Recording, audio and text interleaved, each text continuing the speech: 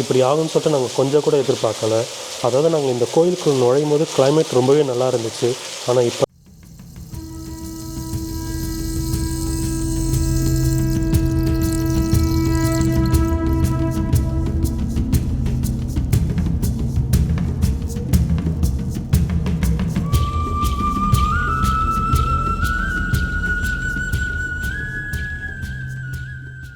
வணக்கம் மக்களே, welcome back to my channel. இன்றைக்கி நம்ம எங்கே வந்திருக்கோம் பார்த்தீங்கன்னா, திருவண்ணாமலை மாவட்டத்துக்கு பக்கத்தில் இருக்கிற சீயமங்கலம் குகை கோயிலுக்கு தான் வந்திருக்கோம். இந்த கோயில் கருவறைக்குள்ளே இருக்கிற சிவலிங்கத்தோட பேர் வந்து பார்த்திங்கன்னா தம்பேஸ்வர சுவாமிகள் அப்படின்ற மாதிரி சொல்கிறாங்க. இந்த கோயில் வந்து யார் கட்டினதுன்னு பார்த்தீங்கன்னா 7ஆம் நூற்றாண்டை சேர்ந்த மகேந்திரவர்மன் என்ற ஒரு அரசனால் கட்டப்பட்டது. அப்படின்னா இந்த கோயில் வந்து ஒரு 1300 வருடம் பழமை வாய்ந்த ஒரு சிவன் கோயில். அது மட்டும் இல்லாமல் இந்த கோயிலில் நிறைய கல்வெட்டுக்கள்லாம் இருக்குதுன்னு சொல்கிறாங்க. என் கூட நீங்களும் இந்த வீடியோவில் ட்ராவல் பண்ணுங்கள். இந்த கோயில் எப்படி இருக்குன்றதை நான் உங்களுக்கு காட்டுறேன்.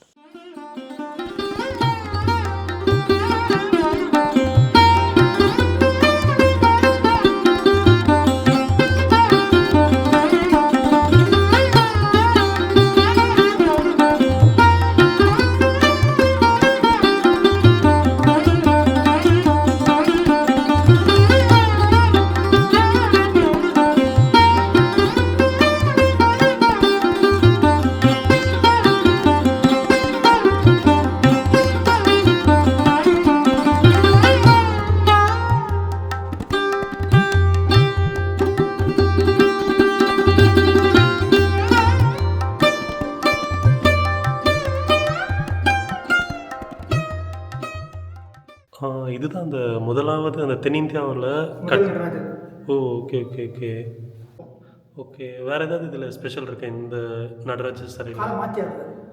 சிதம்பரத்தில் இந்த பக்கம் மேலே காலில் வச்சுட்டு பாருங்க, காலில் பந்தாடுற மாதிரி. Okay okay okay.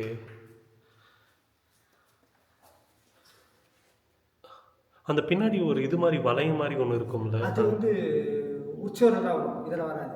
அப்படியா? ஓகே. உற்சவரில் தான் வரும் இந்த ஜுவாலைகள் பின்னாடி.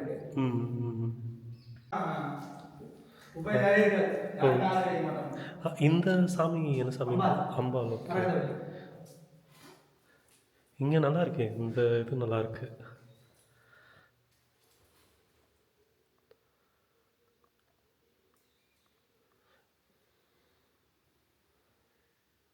தம்பேஸ்வரரை பார்த்துட்டு அப்படியே நீங்கள் வெளியே வந்தீங்கன்னா ஒரு குன்று மேலே வந்து ஒரு அழகான ஒரு முருகர் கோயில் இருக்குது.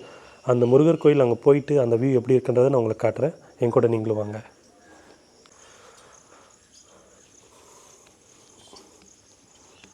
மக்களே, மழை பெய்யும் போது இந்த படிக்கட்டு ரொம்ப வழுக்குன்னு நினைக்கிறேன். ஸோ நீங்கள் ஏறும்போது கொஞ்சம் பார்த்து ஏறுங்க.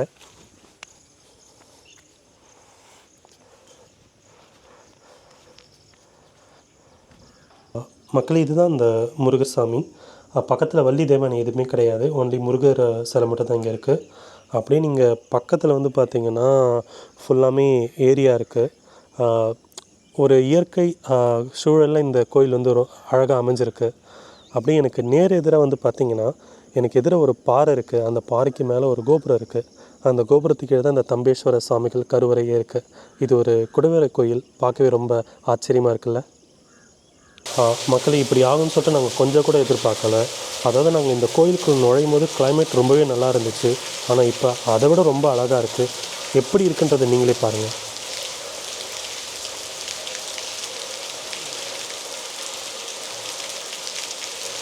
தம்பேஸ்வரரே வந்து அருள் கொடுக்குற மாதிரி மழை பெஞ்சிட்ருக்கு.